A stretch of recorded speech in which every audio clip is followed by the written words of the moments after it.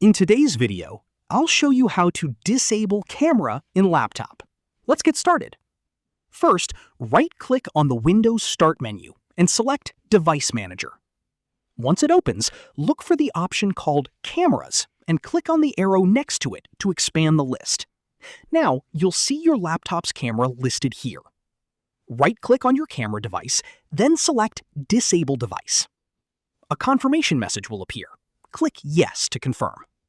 Your laptop's camera is now disabled. To check, you can open the Camera app, and you'll see that no camera is detected. If you ever want to turn the camera back on, simply follow the same steps.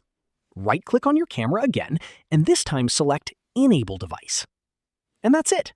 That's how you can easily disable or enable your laptop camera. If you found this video helpful, don't forget to like the video, subscribe to our channel, and press the bell icon for more tutorials. Thanks for watching.